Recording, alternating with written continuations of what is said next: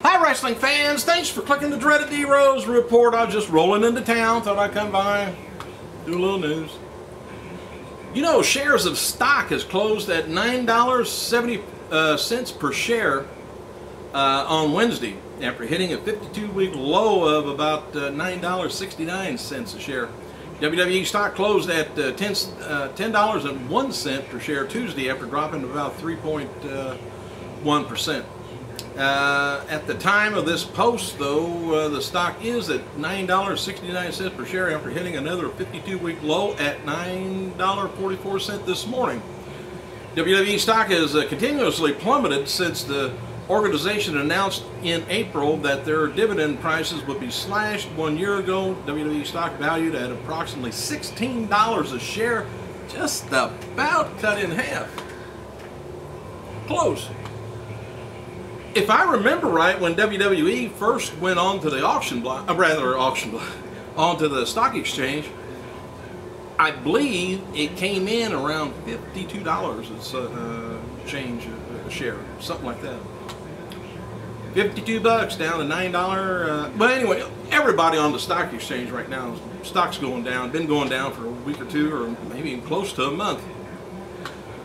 All right, here we go. Ultimate Warrior again. Inflammatory online video, which he accuses longtime rival Hulk Hogan of being a cocaine-using, wife-swapping dopehead, as well as a malicious backstabbing operator, has garnered mainstream coverage. Believe it or not, FoxNews.com has posted an article on the story. Meanwhile, Hogan explains to a fan yesterday on his Twitter why he is filing a lawsuit against the master of the Gorilla Press Slam. He said he wrote deflammatory, you know, when you really just take a character like Hogan, let's say, and just strip it down to the bare bones until the devil comes out, not good for people, and especially people who looked up to him. But all I can say is deflammatory, malicious, callous, slander, anything legal like that is no good in court if it's true. If it's not true, have at it. If it is true, we all have our little demons. As noted yesterday, by the way, kharma is denying that former WWE developmental wrestler Byron Wilcott is the father of a child. Who knows for sure is Jerry Springer. You just need to turn it on sometime. Maybe she'll be on it. We'll find out. A fan commented on Wilcott's Facebook page last night, and Wilcott replied the following: "Andrew, please support my family in this trying time, and truth and proof will be shown in the very near future. Right now, all I can say is thank you for our support as we sort out a few issues." I don't know what that meant, but on a related note, by the way, there's photos going around of kharma and a heavy-set Caucasian man are being promoted as the photos of kharma and Wilcott. The man in the photo is not Wilcott because he's an African-American. Could have been just the court low that day, I don't know. Alright, Bret Hart, Mick Foley, TNA, I hope Wilcott don't catch up with me. Anyway, Hart, Foley, and Rosita is going to be appearing at Pro Championship Wrestling event on June 18th. I said January, but it was Saturday, June 18th, from Oak Lawn Pavilion, Oak Lawn, Illinois. Oh, by the way, the Tough Enough trainer Bill DeMott, he was asked on Twitter when he's going to be coming back to wrestle in the WWE ring, and the former U.S. champion replied that it could happen anytime. As noted yesterday, there's a major WWE push to attract new fans and wrestlers from India. And there's also a push right now to expand over into Brazil, because the feeling is that Brazil's emerging economy and the 2016 Olympics is going to be held in Rio de Janeiro, so let's go over there. Get their money. There's people within the WWE don't feel that the current developmental system is giving the company the return for their money. While everyone is expecting a complete revamp of the FCW developmental system, Nobody has a clue what changes is going to be made now that Triple H has a much bigger role in it. A lot of people expect Kevin Nash, Sean Waltman to be involved in whatever changes happen because Triple H trusts them and giving them straight answers on the developmental talents. WWE, by the way, is take SmackDown Tuesday, or will take SmackDown Tuesday, September 27th. Scott Trade Center, St. Louis, Missouri. Save your money. Get the tickets. This year, WWE's roster. This year's WWE Raw on October 30th. Halloween is going to be taking place at Phillips Arena, Atlanta, Georgia. Regarding WWE's cable network, word going around is the idea of what to do with the channel are constantly changing. Nobody knows really what McMahon's vision for it is. We all know what it is, don't we?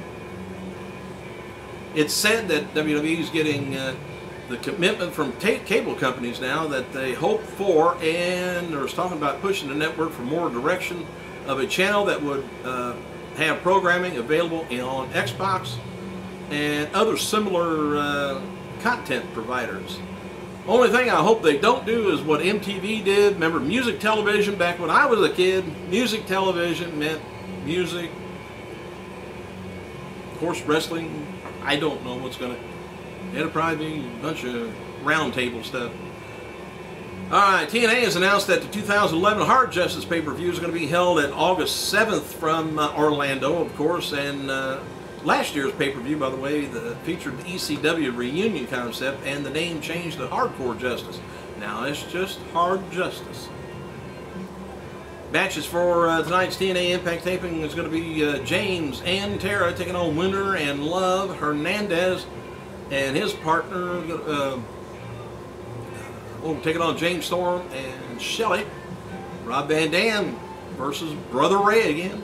ODB taking on Velvet Sky. Plus Gunner and Anderson taking on Sting, Eric Young in the main event. They never know what to do with Eric Young over there. Sometimes he's a smart guy, sometimes he's a total idiot. Bipolar, I suspect. TNA is going to be releasing a video of the following bar fight scene to set up the Samoa Joe and Crimson at Sunday's Slammiversary pay-per-view. In fact, it's online now. WWE is going to be returning to the Coveni Center, Youngstown, Ohio, on September 17th at 7:30. It's going to be, it's going to be a Raw SmackDown Super Show. WWE's Florida Championship Wrestling has added Matt Hatfield, Nick Rogers, and C.J. Parker to the roster.